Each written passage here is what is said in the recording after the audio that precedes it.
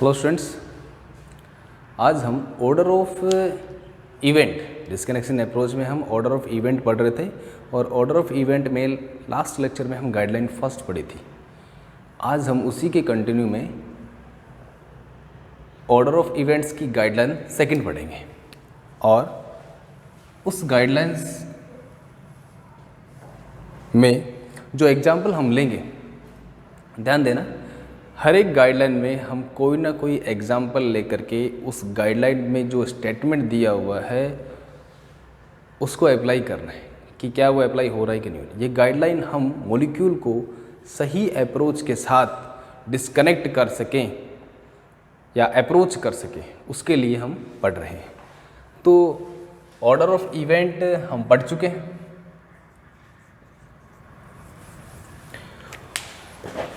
और मैंने इसमें बताया भी था कि ऑर्डर ऑफ इवेंट्स ज़रूरी क्यों है।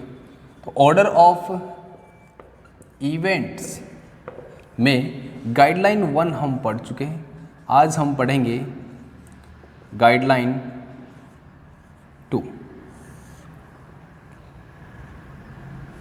ठीक है। और इस गाइडलाइन 2 में क्या होता है कि कोई अगर ऐसा कोई मॉलिक्यूल है जिसमें बहुत सारे ग्रुप या सब्स्टिट्यूएंट्स जुड़े हुए हैं, 2 हो सकते हैं, 3 हो सकते हैं, 4 हो सकते हैं, तो उन ग्रुप्स में सबसे ज़्यादा electron withdrawing nature, most electron withdrawing substituents को सबसे पहले डिस्कनेक्ट करना है। ध्यान देना, ये गाइडलाइन क्या कहता है? ऑर्डर ऑफ इवेंट के गाइडलाइन 2 के अंदर अगर किसी कंपाउंड में कई सब्स्टिट्यूएंट जुड़े हुए हैं और तो उनमें से कौन से सब्स्टिट्यूएंट को, कौन से ग्रुप को पहले डिस्कनेक्ट करेंगे जो सबसे ज़्यादा इलेक्ट्रॉन विड्रॉइंग नेचर का होता है। क्लियर? यहाँ मैं इसको समझाने के लिए एक एग्जांपल ले रहा हूँ। तो इसका स्टेटमेंट क्या लिखेंगे? During the disconnection approach first disconnect most electron withdrawing substituent in target molecule. Clear? तो सबसे मोस्ट इलेक्ट्रॉन विड्रॉइंग नेचर वाला जो ग्रुप होगा उसे ही सबसे पहले डिस्कनेक्ट करना है। तो अब एक एग्जांपल ले लेते हैं इसके कंटिन्यू के अंदर, और इस एग्जांपल में इसमें कई सारे ग्रुप जुड़े हुए हैं। जैसे यहाँ मैंने लिया, इसमें 5 ग्रुप हमने जुड़े हैं। तो ये हुई स्ट्रक्चर इस पर्टिकुलर कंपाउंड की, जहाँ एक तरफ मिथाइल ग्रुप जुड़ा हुआ है, दूसरी तरफ टर्सरी ब्यूटाइल ग्रुप जुड़ा हुआ है, 2 NO2 और एक मेथॉक्सी ग्रुप जुड़ा हुआ। ठीक है, ये हमारा हुआ टारगेट मॉलिक्यूल। बता चुका हूँ टर्मिनोलॉजी को मैं कि टारगेट मॉलिक्यूल हम किसे कहेंगे। इस मॉलिक्यूल में आप देखना, इन ग्रुप्स का एनालिसिस करना, और इस ग्रुप्स में, इन ग्रुप्स के अंदर, इस कंपाउंड में, इन ग्रुप्स में सबसे ज़्यादा विड्रॉइंग नेचर का ग्रुप कौन सा है, ये आपको इसमें पता लगाना है और साथ ही इसे डिस्कनेक्ट भी करना है। तो इस मॉलिक्यूल को हम किस तरह से डिस्कनेक्ट करेंगे, इसको देखते हैं किस तरह से डिस्कनेक्ट करेंगे। अब इस मॉलिक्यूल को हम डिस्कनेक्ट करेंगे, डिस्कनेक्शन अप्रोच अप्लाई करेंगे। तो इन मॉलिक्यूल में आप देखना सबसे ज़्यादा इलेक्ट्रॉन विड्रॉइंग नेचर क्या है। देखो, ये इलेक्ट्रॉन रिलीजिंग ग्रुप है। बेंजीन रिंग पे इलेक्ट्रॉन डेंसिटी इंक्रीज करता है +I इफेक्ट के थ्रू। बेंजीन रिंग पर इलेक्ट्रॉन डेंसिटी इंक्रीज करता है। ठीक है, तो ये भी इलेक्ट्रॉन यहाँ मेटा पोजिशन के ऊपर एक दूसरे रेस्पेक्ट में देखते तो अलग बात है, लेकिन ये भी लोन पेयर है तो ये +M इफेक्ट शो करता है इलेक्ट्रॉन रिलीज का। अब दोनों NO2 देखो, nitro group electron withdrawing nature का होता है। ठीक है, मेटा डायरेक्टिंग इफेक्ट अपन ने पढ़ा था, मेटा डायरेक्टिंग इफेक्ट और ये सब्सटेंट मेटा डायरेक्टिंग नेचर का होता है। क्लियर? तो सबसे पहले जब आप इसको डिस्कनेक्ट करेंगे तो कौन से मॉलिक्यूल का डिस्कनेक्शन करेंगे, इसमें कौन से ग्रुप का जो सबसे ज़्यादा इलेक्ट्रॉन विड्रॉइंग नेचर का होगा। और यहाँ सबसे ज़्यादा इलेक्ट्रॉन विड्रॉइंग नेचर का कौन सा होगा, इसमें नाइट्रो ग्रुप। तो कार्बन नाइट्रोजन बॉन्ड तोड़ेंगे और नीचे इसका प्रोसेस लिख देंगे, इसका रिवर्स प्रोसेस कि जो ये बनेगा डिस्कनेक्ट के बाद, इससे ये बना सकते हैं क्या, कौन से मेथड से बनाएंगे, नाइट्रेशन से। तो नेक्स्ट हमारा सिंथेटिक इक्विवेलेंट क्या बनेगा, या सिंथोन भी बना सकते हैं डायरेक्ट अपन।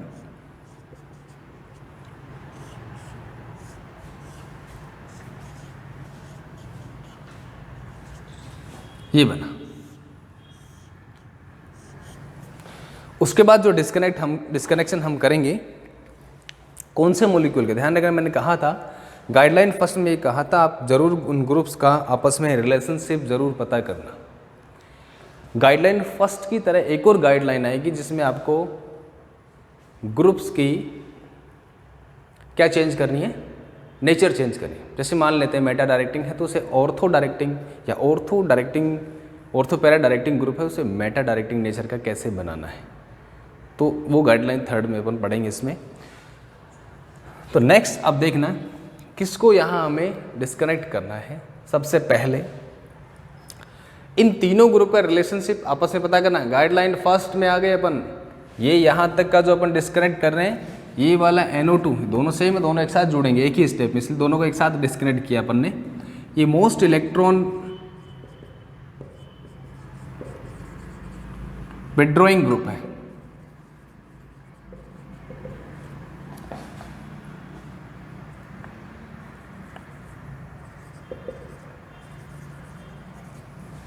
इन सभी में सबसे ज़्यादा इलेक्ट्रॉन विड्रॉइंग नेचर किसका है, NO2 का। दोनों एक साथ एक ही स्टेप में जुड़ते हैं तो इस एक ही स्टेप में इनको हटा रहे हैं। अब बात करते हैं इनकी, ध्यान देना। ऑर्थो पैरा डायरेक्टिंग, बिल्कुल। ऑर्थो पैरा डायरेक्टिंग है, बिल्कुल। ऑर्थो पैरा डायरेक्टिंग है, बिल्कुल सही बात है। मान लेते मैंने इस ग्रुप को हटाया, लेकिन इसके मेटा पर है, क्योंकि प्लस साइन में इफेक्ट लगे तो इसके पैरा पे तो होना चाहिए या ऑर्थो पे होना चाहिए, तो इसको डिस्कनेक्ट नहीं कर सकता। अगर इसको डिस्कनेक्ट करते हैं तो वापस जब इस रिएक्शन को जोड़ देंगे, इस कंपाउंड को जब बनाएंगे, क्या ऑर्थो पे जुड़ेगा, नहीं जुड़ सकता। बल्कि ग्रुप है जिसे जुड़ने नहीं देगा, तो इस ग्रुप को नहीं तोड़ सकते क्योंकि इस पे मेटा पे आ रहा है। इस ग्रुप को नहीं तोड़ सकते क्योंकि वापस से जोड़ने की कोशिश करेंगे तो ऑर्थो पे तो ये जुड़ने ही नहीं देगा, बल्कि ग्रुप जुड़ा हुआ है तो ऑर्थो पे नहीं जुड़ेगा। अब दिक्कत कहाँ आ गई, अब इसे डिस्कनेक्ट करके देखते हैं। ये ऑर्थो पैरा डायरेक्टिंग है तो देखना ये ग्रुप इसके पैरा पे है, बिल्कुल वो इफेक्ट काम कर रहा है। ये ऑर्थो पैरा, ये इसके ऑर्थो, तो इसका ऑर्थो पोजीशन वाला, इसका पैरा वाला इफेक्ट, दोनों डायरेक्टिंग इफेक्ट इस पोजीशन पर अप्लाई हो रहे हैं। तो जब जो रिएक्शन कराएंगे तो ये ऑर्थो पे जोड़ेगा, ये पैरा पे जोड़ेगा, इजी। तो ये प्रोडक्ट बन सकता है आसानी से। तो ये वाला डिस्कनेक्ट किया अपन ने, कार्बन कार्बन एल्काइलेशन वाला मेथड होगा। तो हमारा नेक्स्ट सिंथेटिक इक्विवेलेंट क्या बनेगा, ध्यान देना मैं यहाँ पर बाकी के सिंथेटिक इक्विवेलेंट में नहीं बना रहा। जैसे इसको डिस्कनेक्ट किया 2 NO2, तो इसके साथ में क्या बनेगा, सिंथोन क्या बना, NO2 प्लस जो HNO3 या HNO3 के साथ में H2SO4 के साथ में लेकर के इसको बना सकते हैं। ये बना। अब देखो वैसे तो ये वेल नोन कंपाउंड है, इजीली अवेलेबल है, लेकिन फिर भी इसको आप और भी आगे फर्दर कन्वर्ट करना चाहें तो क्या कर सकते हैं, फंक्शनल ग्रुप इंटरकन्वर्जन। तो ये मेथोक्सी की जगह आपका क्या आ जाएगा,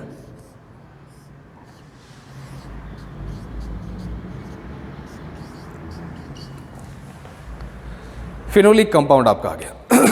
तो यहाँ पर आपका फिनोलिक कंपाउंड आ गया। क्या कहते हैं इस कंपाउंड को, मेटाक्रिसोल, बहुत फेमस कंपाउंड है, इजीली अवेलेबल है, स्टार्टिंग मेटल, सिंपलेस्ट मॉलिक्यूल में कन्वर्ट हो गया। ये हमने इसका डिस्कनेक्शन अप्रोच डिज़ाइन किया इस तरह से। अब आपको इसको प्रूव करने के लिए आपको क्या करना है, ये रिएक्शन आपको प्रोसीड भी करनी है कि रिएक्शन रियल में हो भी रही है या नहीं। क्लियर। तो अब ये हुआ आपका रेट्रोसिंथेटिक एनालिसिस।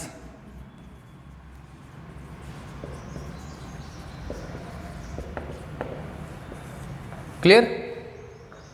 अब इसका क्या करना है हमें, सिंथेसिस। तो अब इसका क्या करना है हमें, सिंथेसिस। सिंथेसिस कहां से स्टार्ट करेंगे, सबसे लास्ट सिंपलेस्ट मॉलिक्यूल से। तो यहाँ हमने मेटाक्रिसोल लिया, इसे किस में कन्वर्ट करना है, इसका मिथाइलेशन करवाना है, ताकि हमें इस OH की जगह क्या मिल जाए, OCH3। और इसके लिए पर्टिकुलर रिएजेंट काम में लिया जाता है मिथाइल डाइमिथाइल सल्फेट, किसकी प्रेजेंस में रिएक्शन होती है, बेस। ये रिएक्शंस, ये कुछ स्टेप्स हैं, ये आपको कुछ रिएक्शंस आपको याद रखनी है कि हमें OH से ये कैसे बना सकते हैं, क्योंकि हमें पता है इस OH को मैं OCH3 में कन्वर्ट कर सकता हूँ, इसीलिए तो डिस्कनेक्ट किया। ऐसा अपनी मर्जी से मत करना, रिवर्स चेक करना, क्या इस OH को मैं वापस OCH3 में कन्वर्ट कर सकता हूँ, क्या इस पोजीशन पर मैं टर्सरी ब्यूटाइल ग्रुप लगा सकता हूँ। टर्सरी ब्यूटाइल ग्रुप जो यहाँ सेपरेट हुआ है, तो इसको अपन यहाँ लिख भी सकते हैं, ये टर्सरी ब्यूटाइल ग्रुप हैलाइड की फॉर्म में, सिंथेटिक इक्विवेलेंट अपन ने बना दिया। तो एक हिस्सा इसका ये रहा, टर्सरी ब्यूटाइल हैलाइड की फॉर्म में, ये बन गया। नेक्स्ट रिएक्शन आपको क्या करानी है, एल्काइलेशन। आपको टर्सरी ब्यूटाइल ग्रुप लेना है, AlCl3 फिडरक्राफ्ट रिएक्शन करानी है आपको। तो आपको क्या करना है, टर्सरी ब्यूटाइल क्लोराइड किसकी प्रेजेंस में, AlCl3 की प्रेजेंस में। Cl कौन ले जाएगा, एल्यूमिनियम, और ये कहाँ जुड़ेगा, इस पोजीशन पे, क्योंकि ये इसके ऑर्थो पर है और इसके पैरा पर है, तो ज़्यादा जुड़ने की पॉसिबिलिटी इसकी यहीं रहेगी। क्या बना, यहाँ आ गया आपका मिथाइल, यहाँ आ गया आपका OCH3, यहाँ आपका टर्सरी ब्यूटाइल ग्रुप जुड़ गया। और लास्ट स्टेप ध्यान देना, एक सेंटेंस शुरू में मैंने बोला था इसके अंदर कि मोस्ट इलेक्ट्रॉन विड्रॉइंग सबसे पहले हटाना है। डिसकनेक्शन में आप सबसे पहले जो ग्रुप तोड़ रहे हो, सिंथेसिस में वो सबसे लास्ट में ऐड होगा। हमने सबसे पहले किसको तोड़ा, कौन सा ग्रुप हटाया, कार्बन नाइट्रोजन बॉन्ड हमने डिस्कनेक्ट किया, NO2 ग्रुप हटाया, और इस सिंथेसिस के लास्ट स्टेप में यही ग्रुप ऐड होगा। तो जो मोस्ट इलेक्ट्रॉन विड्रॉइंग ग्रुप हम सबसे हटा रहे हैं वो सबसे लास्ट में ऐड होता है। अब क्या बनेगा इसमें, इसके रिएक्शन, अब देखो NO2 लगाना है, और NO2 प्लस का सिंथेटिक इक्विवेलेंट क्या होता है, HNO3, concentrated HNO3 plus H2SO4, nitration होता है, नाइट्रेटिंग मिक्सर कहलाता है। और आपका क्या बन जाएगा, टारगेट मॉलिक्यूल स्ट्रक्चर आपको दिख रही है। तो इसके इस पोजीशन पर और इस पोजीशन पर दो NO2 ग्रुप जुड़ जाते हैं। इन्हीं पोजीशन पर क्यों जुड़ते हैं, क्योंकि मेथॉक्सी ग्रुप इसका ऑर्थो पैरा डायरेक्टिंग ज़्यादा होगा दोनों एल्काइल के कंपेयर में, तो इसके ऑर्थो पर NO2 और इसी के पैरा पर NO2 जुड़ेगा। अब इसका ऑर्थो ये हो गया, इधर वाला ऑर्थो तो ऑलरेडी ऑक्यूपाइड है, तो इसका ऑर्थो पैरा ये दो ही ग्रुप बचे, तो दोनों पर ही NO2 जुड़ जाता है। क्लियर। और अगर मान लेते यहाँ टर्सरी ब्यूटाइल नहीं होता पूरे मॉलिक्यूल में ही, तो एक NO2 यहाँ और आ जाता, 3 जुड़ जाते, लेकिन ये पोजीशन तो ऑक्यूपाइड है, इसलिए 2 NO2 इसमें जुड़ जाएंगे और अपना क्या बन जाएगा, टारगेट मॉलिक्यूल। आपको टारगेट मॉलिक्यूल की स्ट्रक्चर यहाँ बनानी है। तो सबसे पहले अपन ने क्या किया, टारगेट मॉलिक्यूल लिया, रेट्रोसिंथेटिक एनालिसिस किया, और उसके बाद में उसका सिंथेसिस किया, और सिंथेसिस जैसा हम चाह रहे हैं वैसा उसी तरह से, और ग्रुप का ओरिएंटेशन भी सेम है, सेम ओरिएंटेशन के साथ में। तो इसमें गाइडलाइन 2 और गाइडलाइन 1 सेम ओरिएंटेशन आपको चेक करते जाना है, दोनों एप्लीकेबल है, अप्लाई हो रहे हैं इसमें।